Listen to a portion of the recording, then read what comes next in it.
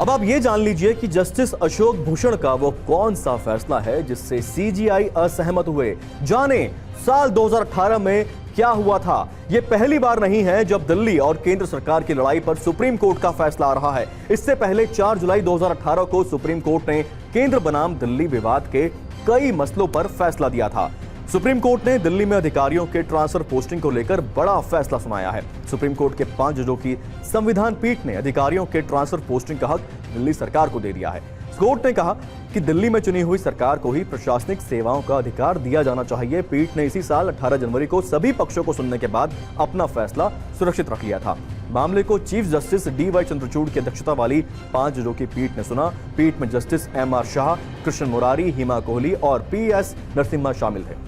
लेकिन सर्विसेज यानी अधिकारियों पर नियंत्रण जैसे कुछ मुद्दों को आगे की सुनवाई के लिए छोड़ दिया था। 14 फरवरी 2019 को इस मसले पर 2 जजों की बेंच ने फैसला दिया था, लेकिन दोनों जजों जस्टिस ए.के. सीकरी और जस्टिस अशोक भूषण का निर्णय अलग अलग था। क्या था दोनों जजों का फैसला, ये आपको बताएंगे।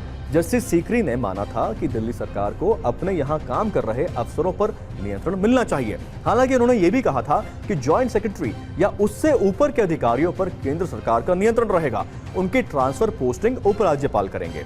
उससे नीचे के अधिकारियों की ट्रांसफर पोस्टिंग दिल्ली सरकार कर सकती है। हालांकि जस्टिस भूषण ने यह माना था कि दिल्ली एक केंद्र शासित क्षेत्र है, उसे केंद्र से भेजे गए अधिकारियों पर नियंत्रण नहीं मिल सकता। ऐसे में यह मसला 3 जजों की बेंच के पास भेज दिया गया था। अब चीफ जस्टिस ने जस्टिस भूषण के फैसले पर असहमति जताई है।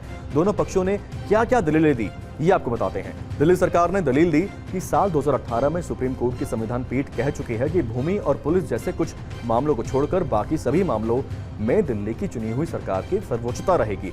दिल्ली का प्रशासन चलाने के लिए आईएएस अधिकारियों पर राज्य सरकार का पूरा नियंत्रण होना जरूरी है।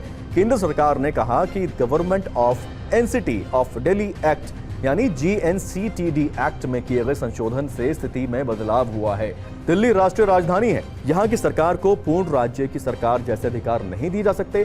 केंद्र सरकार ने यह भी कहा कि दिल्ली सरकार राजनीतिक अपरिपक्वता के चलते लगातार विवाद की स्थिति बनाए रखना चाहती है। सुनवाई के आखिरी दिन केंद्र सरकार के लिए पेश सॉलिसिटर जनरल तुषार मेहता ने मामला बड़ी बेंच को भेजने की मांग की। जजों ने सुनवाई के अंत में ऐसी मांग पर हैरानी जताई, लेकिन उन्हें इसका आवेदन दाखिल करने की अनुमति दे दी थी। दिल्ली सरकार के लिए पेश वरिष्ठ वकील अभिषेक मनु सिंघवी ने भी केंद्र की मांग का विरोध किया था। सॉलिसिटर जनरल ने कहा था कि देश की राजधानी को अराजकता में नहीं झोंका जा सकता। मामला 9 जजों की बेंच के पास भेजने की जरूरत है। मेहता ने 1996 में आए सुप्रीम कोर्ट के एक फैसले का हवाला देते हुए यह मांग की थी।